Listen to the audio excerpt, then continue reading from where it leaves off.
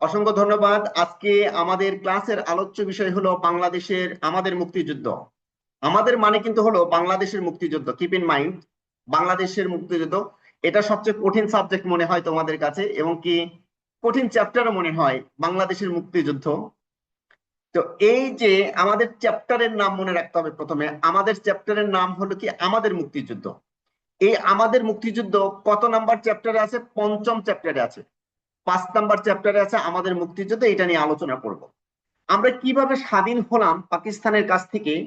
আমরা এক সময় কিন্তু স্বাধীন ছিলাম না। বিফোর 1971, অর্থাৎ 1971 সালের আগে আমরা কিন্তু স্বাধীন ছিলাম না। কিভাবে স্বাধীন হলাম এগুলো নিয়ে আলোচনা হবে এখানে। প্রথমটা এখানে বলা আছে স্বাধীনতা ঘোষণার পটভূমি এবং মুজিবনগর সরকার।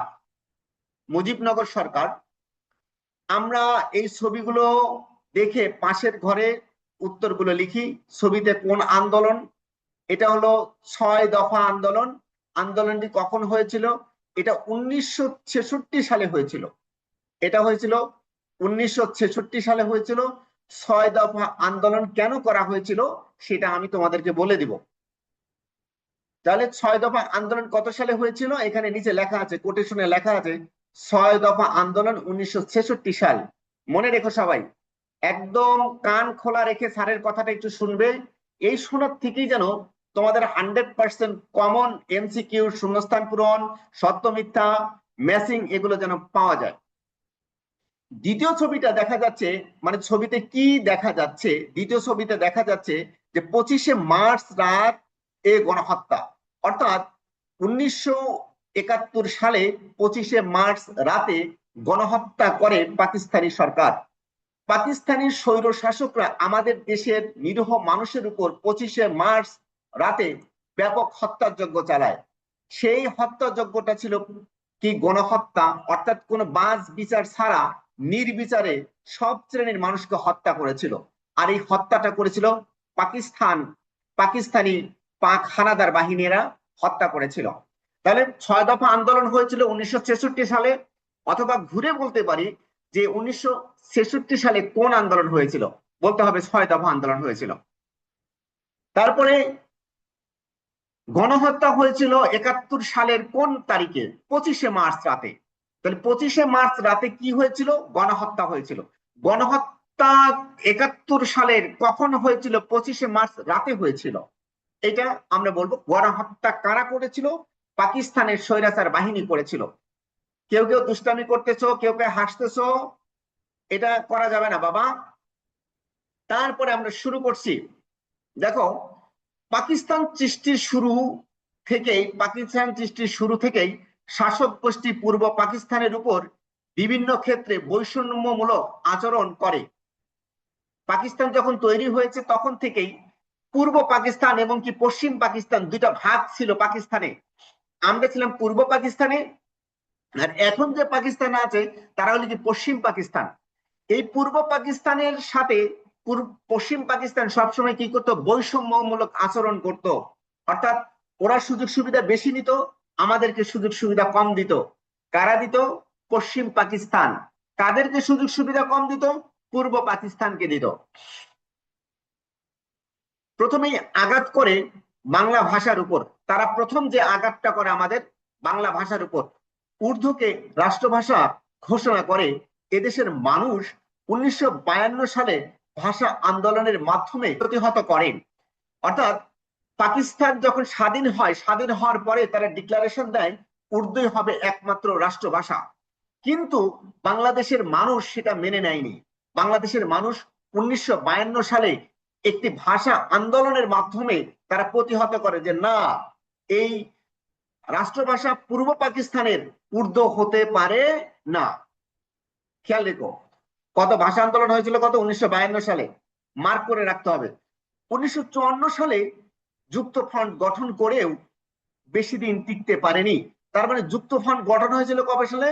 1954 সালে। অর্থাৎ যুক্ত ফ্রন্ট সরকার এটা গঠন হয়েছিল 1954 সালে। 1994 হয়েছিল। 1994 কি হয়েছিল? 1954 হয়েছিল কি? যুক্ত ফ্রন্ট সরকার। এটা বেশি দিন কিন্তু টেকে নাই। সাল পাইলাম কিন্তু 66 সালে হয়েছিল 6 দফা আন্দোলন, 1971 সালের 25শে মার্চ হয়েছিল গণহত্যা, 1952 সালের ভাষা আন্দোলন হয়েছিল, 1954 সালে কি হয়েছিল, তোমার যুক্তফ্রন্ট সরকার গঠন করেছিল। নাফি, নাফি তুমি যদি ক্লাসে মনোযোগী না হও আমি তোমাকে ক্লাস থেকে রিমুভ করে দিব। নাফি ক্লাস থেকে তোমাকে রিমুভ করে দিব। তারপর আরেকটা সাল আছে দেখো, 1958 সালে জেনারেল আইয়ুব খান পাকিস্তানের ক্ষমতা দখল করে। 1958 সালে আইয়ুব খান কি করে, পাকিস্তানের ক্ষমতা দখল করে। তার পদবি ছিল কি, জেনারেল ছিল, তার পদবি ছিল জেনারেল। পাকিস্তানের শাসন শোষণ নির্যাতন নিপীড়ন থেকে মুক্তির লক্ষ্যে এদেশের মানুষকে বারবার সংগ্রাম করতে হয়েছে। অর্থাৎ পাকিস্তান থেকে মুক্তি হতে আমাদেরকে বারবার সংগ্রাম করতে হয়েছে। 1962 সালের শিক্ষা আন্দোলন, 1966 সালের 6 দফা আন্দোলন, 1969 সালের গণ অভ্যুত্থানের পর এসেছে 70-এর জাতীয় নির্বাচন। তাহলে কি কি হয়েছে, 1962 সালে শিক্ষা আন্দোলন হয়েছে, 1966 সালে 6 দফা আন্দোলন হয়েছে, 1969 সালে গণ অভ্যুত্থান হয়েছে। তারপরে 1970 সালের নির্বাচনে আওয়ামী লীগের নিরঙ্কুশ জয় লাভ করে। 1970 সালে একটা নির্বাচন হয়েছিল, সেই নির্বাচনটা আওয়ামী লীগ জয়লাভ করে, কিন্তু শাসক চক্র ক্ষমতা হস্তান্তর করেনি। পাকিস্তানের কাছ থেকে আওয়ামী লীগ জয়লাভ করে, কিন্তু কে ক্ষমতা দেয়নি, পাকিস্তান সরকার আওয়ামী লীগের কাছে ক্ষমতা হস্তান্তর করে নাই।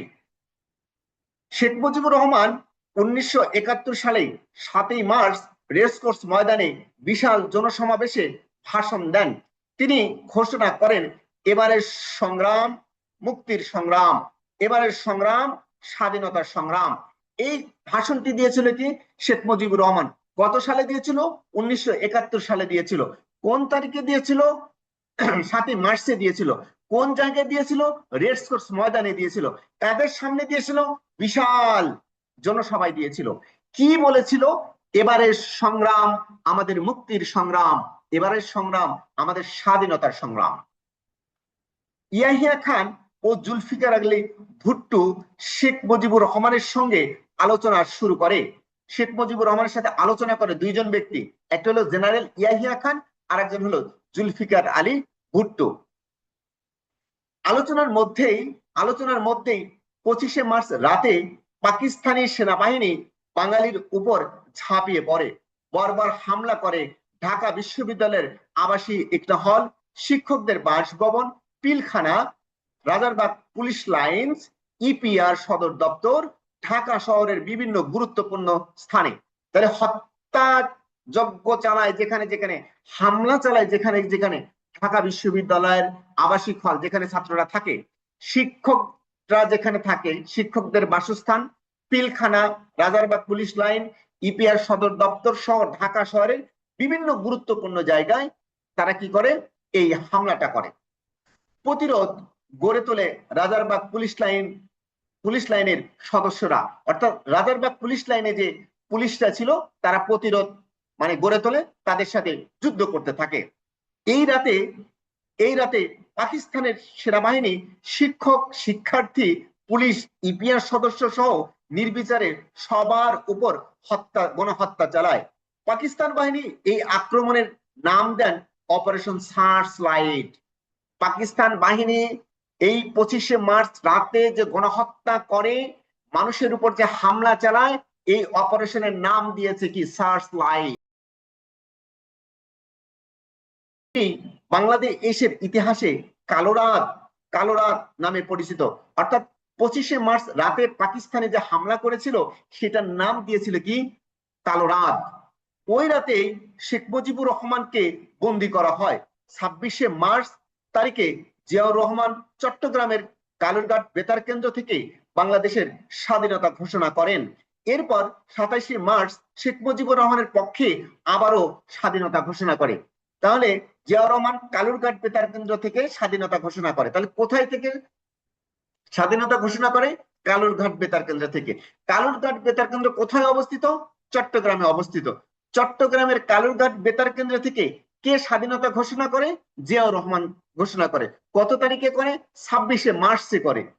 এরপর 27শে মার্চ শেখ মুজিবুরের পক্ষে, 27শে মার্চ মনে রাখতে হবে, শেখ মুজিবুরের পক্ষে কত তারিখে জিয়াউর রহমান স্বাধীনতা ঘোষণা আবার করে? কত? 27শে মার্চে করে। কার পক্ষে করে? শেখ মুজিবুর রহমানের পক্ষে করে। এটা হলো কি দ্বিতীয়বার স্বাধীনতা ঘোষণা। সবাই বই দেখো, সবাই বইয়ের লাইন ধরো, সবাই বইয়ের লাইন ধরো, এবং কি স্যারের কথার সাথে বইয়ের লাইনটা একটু তোমরা মিল করে নাও। ওকে, এবার আমাদের সামনে একটি চার্ট এসেছে। সেই চার্টটার মধ্যে লেখা আছে 1952 সাল, 1954 সাল, 1958 সাল, 1966 সাল, 1969 সাল, 1970, 1971 সালের 26শে মার্চ। এই ঘটনাগুলো, এই দিনগুলোতে কি কি ঘটনা হয়েছে সেগুলো লিখতে হবে। এইগুলোতে কি কি ঘটনা হয়েছে আমরা ইতিমধ্যে পড়েছি। 1952 সালে হয়েছে ভাষা আন্দোলন, 1954 সালে হয়েছে যুক্তফ্রন্ট গঠন, যুক্তফ্রন্ট গঠন হয়েছে। 1958 সালে কি করেছে?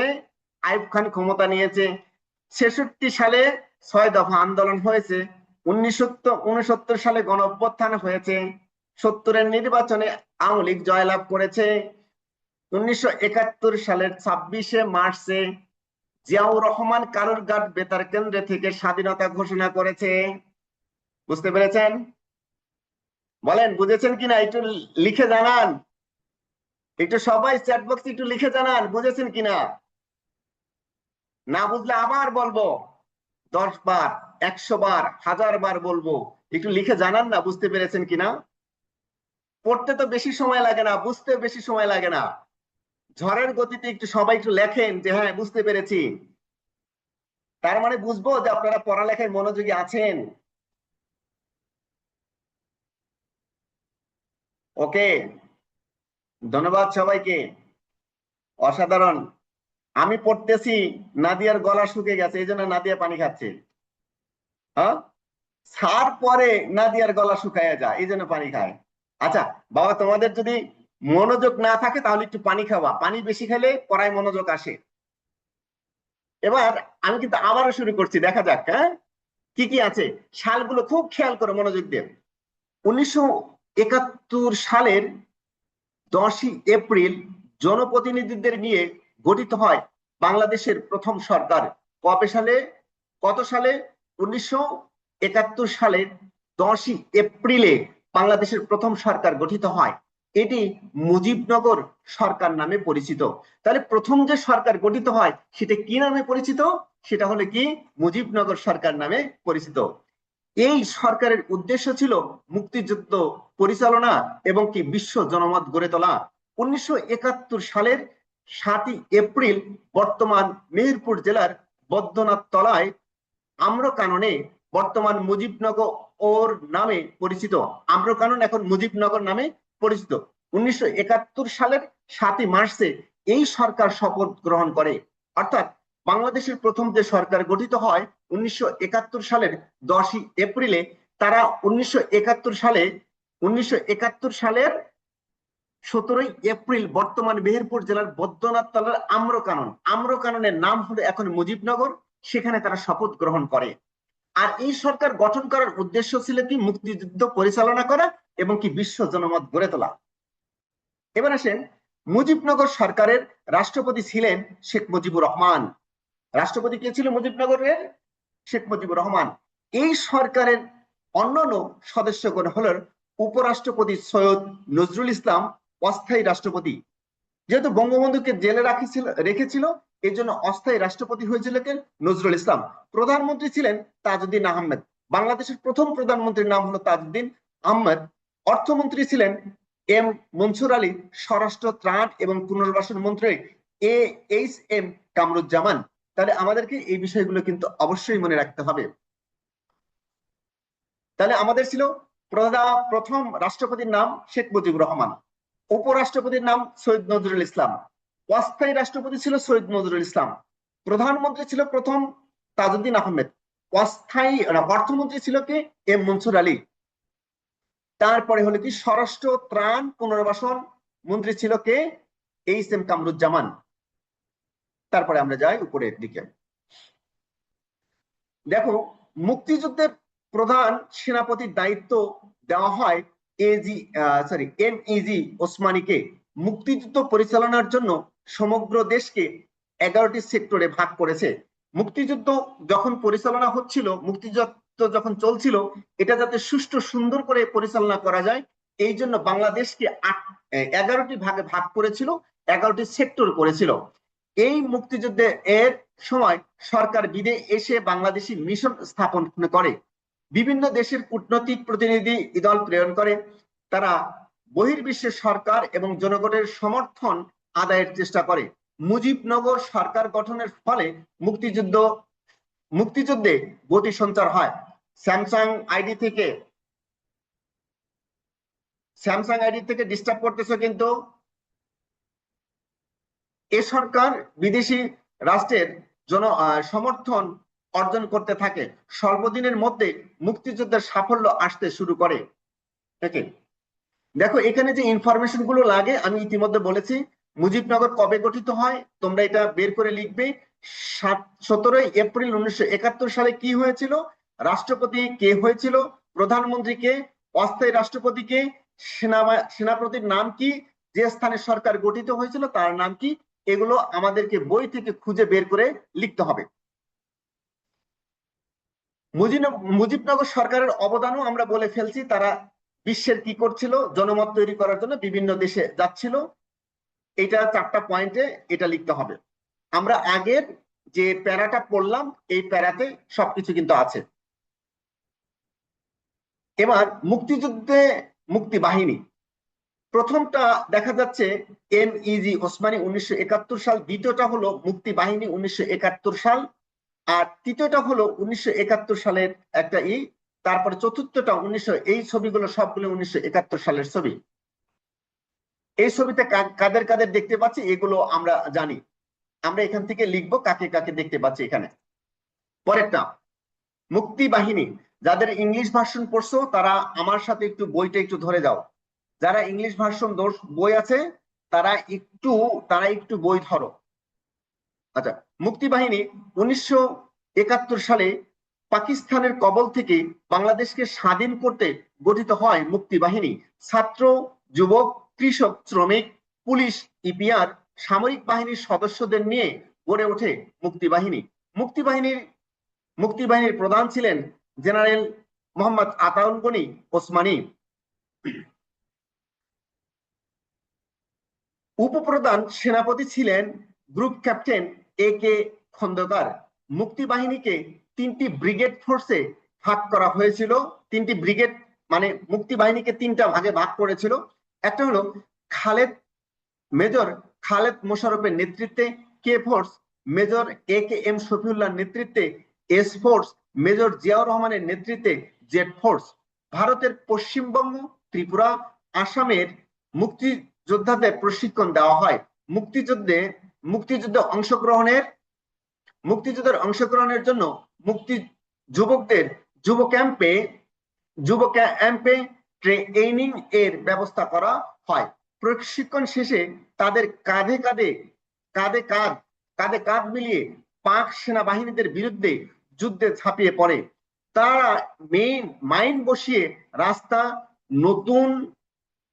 রাস্তার সেতু নষ্ট করে পাক সেনাদের যাতায়াতে বাধার সৃষ্টি করে, বন্দর অচল করে দেয়। মুক্তি বাহিনী গেরিলা আক্রমণ করে পাক হানাদার বাহিনীকে পরাস্ত করতে থাকে।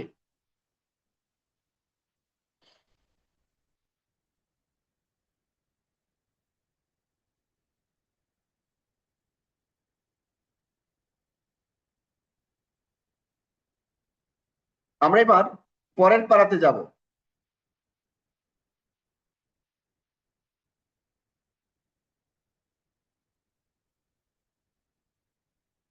পরের পাড়া দেখো, নৌ কমান্ডো 1971 সালে 15ই আগস্ট অপারেশন জ্যাকপট নামে প্রথম অভিযান পরিচালনা করে। হ্যাঁ, এটা হলো বাংলাদেশের জ্যাকপট। আর অপারেশন সার্চলাইট পরিচালনা করে পাকিস্তানি বাহিনী, আর বাংলাদেশের বাহিনীরা পরিচালনা করে কি অপারেশন জ্যাকপট। এ রাতে নৌ কমান্ডাররা একযোগে মংলা, চট্টগ্রাম, চাঁদপুর, নারায়ণগঞ্জ বন্দরে আক্রমণ করে। পাকিস্তান বাহিনীর 26টি পণ্য এবং সমরাস্ত্রবাহী জাহাজ এবং গানবোট ডুবিয়ে দেওয়া হয়। কয়টা দিয়েছে? 26টি। কারা দিয়েছে? অপারেশন জ্যাকপট এর মাধ্যমে নৌ কমান্ডাররা দিয়েছে এটা।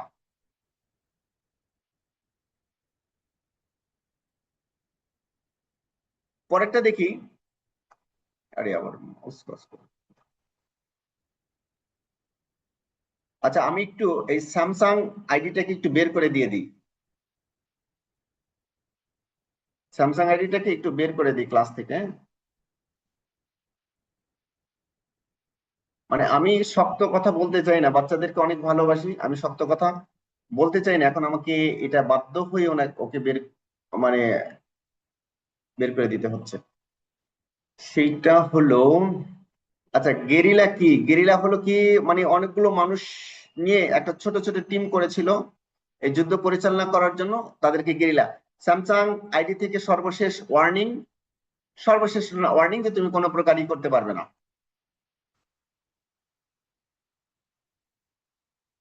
ওকে, এবার আসি আমরা নারী মুক্তিযোদ্ধারাও সশস্ত্র সশস্ত্র প্রশিক্ষণ নিয়ে মুক্তিযুদ্ধে ব্যাপক ভূমিকা রেখেছেন। তারা মুক্তিযোদ্ধাদের প্রয়োজনীয় সব ধরনের সাহায্য সহযোগিতা করেন। সেবা, চিকিৎসা, ওষুধপত্র, খাবার, প্রয়োজনীয় অর্থ, গোপন তথ্য আদান প্রদানে নারী মুক্তিযোদ্ধাগণ অবদান রেখেছেন। অস্ত্র বহন, অস্ত্র পরিচালনা, মুক্তিযোদ্ধাদের নিরাপদ আশ্রয় প্রশ্রয় দিতে নারী মুক্তিযোদ্ধারা পিছপা হয়নি। সাংস্কৃতিক কর্মীরা বিভিন্নভাবে মুক্তিযুদ্ধে অবদান রেখেছেন। স্বাধীন বাংলা বেতার কেন্দ্রে গান, কবিতা, চরমপত্র, সংবাদ বুলেটিন প্রচার আরম্ভ করে এই কাজে মুক্তিযোদ্ধাদের উৎসাহ এবং সাহস জুগিয়েছেন। যুদ্ধে নিহত হয়েছেন অসংখ্য মুক্তিযোদ্ধা, অনেকেই পঙ্গুত্ব বরণ করেছেন। মুক্তিযোদ্ধাদের এই অবদান আমরা কখনো ভুলব না। মুক্তিযোদ্ধাদের অবদান আমরা কখনো ভুলব না।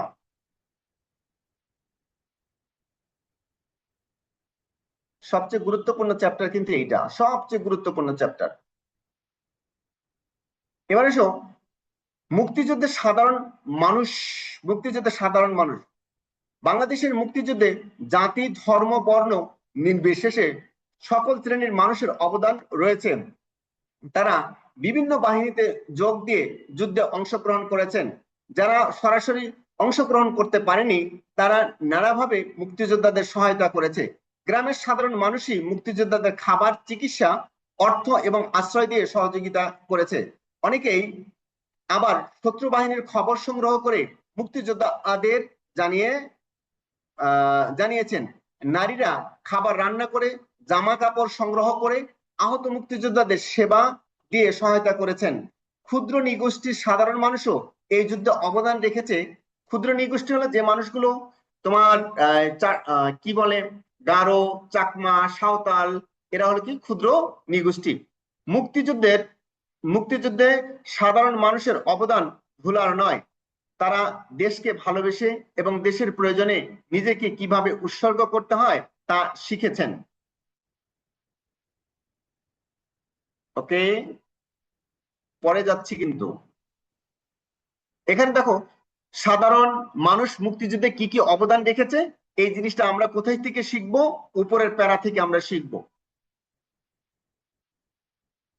ঋষি ভালো করে পড়া ধরো, মনোযোগ দিয়ে পড়া ধরো, বই বই ধরতে হবে কিন্তু। মুক্তি বাহিনী এবং মুক্তিযুদ্ধের সাধারণ মানুষের অনুচ্ছেদটি পড়ে প্রশ্ন তৈরি এবং জিজ্ঞাসা করা। মুক্তিযুদ্ধের স্থানীয় এবং আন্তর্জাতিক শক্তিসমূহের ভূমিকা কেমন কেমন কে ভূমিকা রেখেছে এটা এখানে লিখতে হবে আমাদেরকে। দেখো এই ছবিতে কি, এটা হলো ছবির নিচে কিন্তু ক্যাপশন দেওয়া আছে এখানে, ভারতে আশ্রয় গ্রহণকারী শরণার্থী শিবির। অর্থাৎ আমাদের কোনো কি ছিল না, ঘর বাড়ি পাকিস্তান বাহিনী নষ্ট করে দিয়েছিল, জ্বালিয়ে দিয়েছিল, পুড়ে দিয়েছিল। আমাদের প্রতিবেশী দেশ ভারত আমাদেরকে আশ্রয় দিয়েছিল, তারই একটা চিত্র এটা। এই শিবিরটি কোথায়? এটা হলো কোথায়? ভারতে। কেন তারা সেখানে আশ্রয় নিয়েছিল? কারণ আমাদের কিন্তু আশ্রয়ের জায়গা ছিল না। পরের ছবিটি পরের ছবিটিতে একজন বিদেশি নাগরিক বাংলাদেশের জন্য গান গাচ্ছে, আর সেই কনসার্টের নাম দেওয়া হয়েছিল কনসার্ট ফর বাংলাদেশ। আর এটাতে গান গিয়েছিল কি জর্জ হ্যারিসন। জর্জ হ্যারিসন হলো একজন আমেরিকান গায়ক। তিনি এটা নিউ ইয়র্কে 1971 সালে বাংলাদেশের পক্ষে কনসার্ট করেছিলেন। কনসার্টে অংশগ্রহণ করতে গেলে তাকে টাকা দিতে হইতো, ওই টাকাটা দিয়ে তিনি মুক্তিযোদ্ধাদের যুদ্ধে সহযোগিতা করেছেন, বাংলাদেশের পক্ষে তিনি কাজ করেছেন, বিশ্বের জনমত গঠন করার জন্য কাজ করেছেন। তার নাম ছিল জর্জ হ্যারিসন। কি করেছে, মানে কনসার্ট ফর বাংলাদেশের আয়োজন করেছে। কোথায় করেছে? এটা নিউ ইয়র্কে করেছে। কত সালে করেছে? 1971 সালে করেছে। পরের ছবিটা দেখো, মানে যুব ক্যাম্পে মুক্তি বাহিনীর প্রশিক্ষণ, আর এটাও দেওয়া হয়েছে কোথায়? ভারতে দেওয়া হয়েছে। যে ট্রেনিংটা ভারতে হয়েছে। ছবিটা কোন সময়ের? 1971 সালের। এবং ছবিটা কিসের? যুব ক্যাম্পে ট্রেনিং এর। কাদেরকে ট্রেনিং দেওয়া হয়েছে? যুবকদেরকে ট্রেনিং দেওয়া হয়েছে। পড়া যেন ক্লিয়ার হয়ে যায়। পরেরটা দেখি আমরা। স্থানীয় জনগণ নানাভাবে মুক্তিযুদ্ধের সহায়তা করে, তবে কিছু সংখ্যক মানুষ পশ্চিম পাকিস্তানি ঈদের পক্ষ নেয়। পাকিস্তান সরকার আর শান্তি কমিটি রাজাকার আলবদর আল শামস নামে বিভিন্ন বাহিনী গড়ে তোলে। এসব বাহিনীর বিরুদ্ধে বিপক্ষ এসব বাহিনী এসব বাহিনী মুক্তিযুদ্ধে বিপক্ষ শক্তি হিসাবে কাজ করে। মুক্তিযোদ্ধারা দেশের পক্ষে কাজ করেছে। আল বদর আল শামস আজাকার যারা ছিল, শান্তি কমিটির লোকজন ছিল, তারা কি করেছে? দেশের বিরুদ্ধে কাজ করেছে। বাট বাঙালি তারা পাকিস্তানিদের বিভিন্ন রকম তথ্য দিয়ে সহযোগিতা করেছে। তারা হত্যা, ধর্ষণ, নির্যাতন, লুটপাট, ঘর বাড়িঘর, ব্যবসা বাণিজ্যে অগ্নিসংযোগ করে। এদেশের নারীদের ধরে নিয়ে হানাদার বাহিনীর হাতে পৌঁছে দেওয়ার মতো জঘন্য কাজও তারা করে। এটা কি? পাক হানাদার বাহিনী। এই পাক হানাদার বাহিনী কিন্তু একটা ছবি দেখা যাচ্ছে, আমাদের দেশের মানুষকে মেরে তারা চারজনে চার, দুই হাত দুই পা ধরে একদম ছেঁচড়িয়ে নিয়ে যাচ্ছে। পরের পাড়া, সবাই একটু মনোযোগ দিও বাবা, সবাই একটু মনোযোগ দিও। দেখো, হানাদার বাহিনী এদের আশ্রয় এ দেশকে মেধাশূন্য করার পরিকল্পনা করে। হানাদার মানে হানা দেয় যারা, তারাই হলো হানাদার বাহিনী। যারা আক্রমণ করে তারা হলো হানাদার বাহিনী। হ্যাঁ, তাহলে কি করে? তারা কি করেছে? এখানে 10 থেকে 14 ডিসেম্বরের মধ্যে তারা এদেশের বুদ্ধিজীবীদের উপর হত্যাযজ্ঞ চালায়। পাকিস্তানি বুদ্ধিজীবীদের স্মরণে প্রতি বছর 14ই ডিসেম্বর শহীদ বুদ্ধি দিবস পালন করা হয়। তাহলে 14ই ডিসেম্বর হলো কি? শহীদ বুদ্ধিজীবী দিবস। মনে রেখো, সবাই মনে রেখো।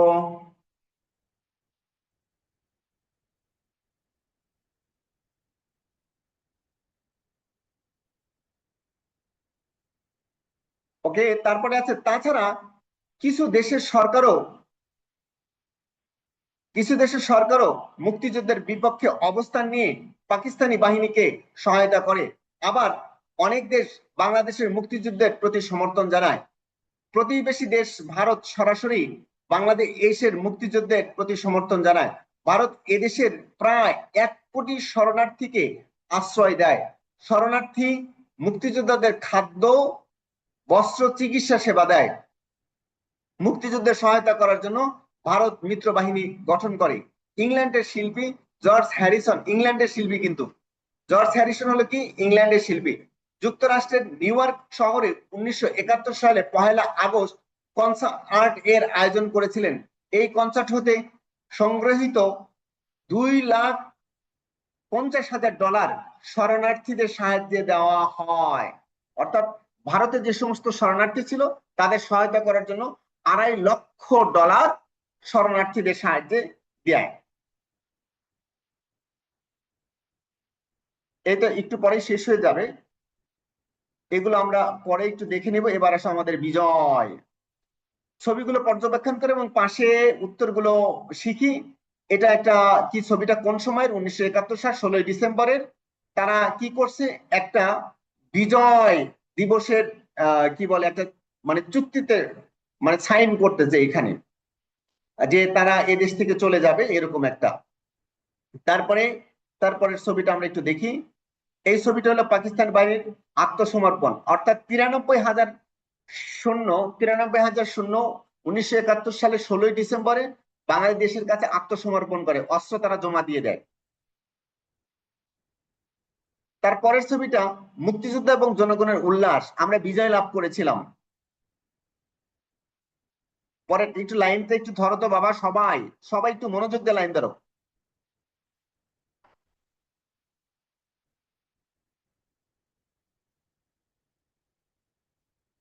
মুক্তিবাহিনীর বহুমুখী আক্রমণে পাকিস্তান বাহিনী দুর্বল হতে থাকে। অক্টোবর অক্টোবর নভেম্বর মাসে এই থেকে এই অনেক অঞ্চল মুক্ত হতে শুরু হয়। 1971 সালের 21শে নভেম্বর মিত্রবাহিনী এবং মুক্তিবাহিনী মিলে যৌথ বাহিনী গঠন করে। 1971 সালের কত তারিখে? 21শে নভেম্বরে। যৌথ বাহিনীর প্রধান ছিলেন লেফটেন্যান্ট জেনারেল জগৎ সিং অরোরা, ভারতের একজন নাগরিক ছিলেন। 1971 সালের 3রা ডিসেম্বর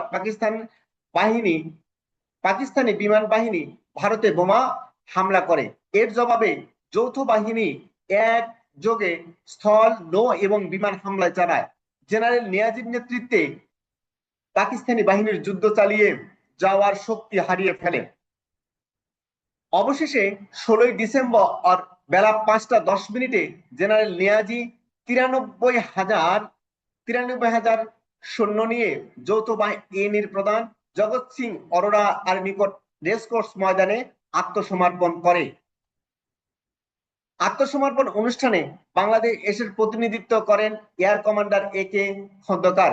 পাকিস্তানি সৈন্যদের এর আত্মসমর্পণের মধ্য দিয়ে মুক্তিযুদ্ধের চূড়ান্ত বিজয় অর্জিত হয়। 16ই ডিসেম্বর আমাদের জাতীয় আমাদের বিজয় দিবস। 16ই ডিসেম্বর হলো কি আমাদের বিজয় দিবস। বিজয় দিবস 16ই ডিসেম্বর কখন কখন হয়েছিল? আমরা 1971 সালে জয়লাভ করেছি। এবার একটু দেখি মুক্তিযুদ্ধে বিভিন্ন প্রকার কি দেওয়া হয়েছিল, খেতাব দেওয়া হয়েছিল। সর্বশ্রেষ্ঠ যে খেতাবটা দেওয়া হয় সেই খেতাবের নাম হলো, সর্বশেষ খেতাবের নাম হলো কি বীর শ্রেষ্ঠ। তারপরে হলো কি বীর উত্তম, বীর বিক্রম এবং কি বীর প্রতীক। চারটা মানে বড় সম্মাননা দেওয়া হয়। 7জন বীর শ্রেষ্ঠ ছিল বাংলাদেশের, 7জন বীর শ্রেষ্ঠ ছিল। কি বলে বীর উত্তম ছিল কতজন আমরা একটু দেখি আমাদের এই বইয়ে আছে কিনা, না থাকলে আমাদের জানার দরকার নেই। 7জন বীর শ্রেষ্ঠ, বীর শ্রেষ্ঠ মহিউদ্দিন আলমগীর, বীর শ্রেষ্ঠ মতিউর রহমান, বীর শ্রেষ্ঠ হামিদ রহমান, বীর শ্রেষ্ঠ নূর মোহাম্মদ শেখ, বীর শ্রেষ্ঠ মোস্তফা কামাল, বীর শ্রেষ্ঠ রুহুল আমিন এবং কি বীর শ্রেষ্ঠ হলো আমাদের কে, লাস্টেরটা কে বলো? মুন্সি আব্দুর রউফ। দেখো খেতাবপ্রাপ্তদের মধ্যে নারী মুক্তিযোদ্ধার নামও আছে দুইজন দুইজন আছে। একজন কি তারামন বিবি আর ক্যাপ্টেন সেতারা বেগম। তারা দুইজনই বীর প্রতীক খেতাব প্রাপ্ত। দুইজন নারী কি করেছিল, বীর প্রতীক খেতাব পেয়েছিল। একজন হলো কি তারামন বিবি, আরেকজন হলো সেতারা বেগম, ক্যাপ্টেন সেতারা বেগম। মুক্তিযোদ্ধারা সকল মুক্তিযোদ্ধাই আমাদের শ্রেষ্ঠ সন্তান। মুক্তিযোদ্ধা এবং সাধারণ মানুষের অবদানে আমরা আজ স্বাধীন দেশের নাগরিক। তাদের অবদানকে আমরা কখনো ভুলবো না, শ্রদ্ধা করে স্মরণ করব চিরকাল।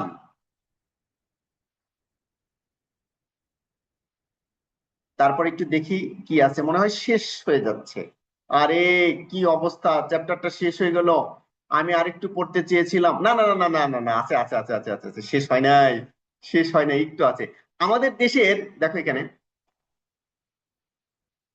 আমাদের দেশে গুরুত্বের সাথে বিভিন্ন দিবস পালন করা হয়। এই দিবসগুলো যথাযথভাবে মর্যাদায় সকল সরকারি বেসরকারি প্রতিষ্ঠান সর্বস্তরের জনগণ পালন করে। এই দিবসসমূহ পালনে এর মধ্য দিয়ে আমাদের মধ্যে মুক্তিযুদ্ধের চেতনার প্রকাশ পায়। আমরা দেশপ্রেমে উদ্বুদ্ধ হই, ভ্রাতৃত্ববোধ গড়ে ওঠে, জাতি সুনাগরিক হিসেবে গড়ে ওঠে। আমরা দেশের ইতিহাসের গুরুত্ব বুঝতে পারি। বিশ্বের সকল মানুষের কাছে বাংলাদেশের পরিচয় তুলে ধরা যায়। এই দিবসগুলো কিন্তু মনে রাখতে হবে। সেই দিবস 21শে ফেব্রুয়ারি শহীদ দিবস এবং আন্তর্জাতিক মাতৃভাষা দিবস, 26শে মার্চ স্বাধীনতা দিবস, 14ই ডিসেম্বর শহীদ বুদ্ধিজীবী দিবস, 16ই ডিসেম্বর হলো কি বিজয় দিবস। আর কিছু আছে? মনে হয় নাই।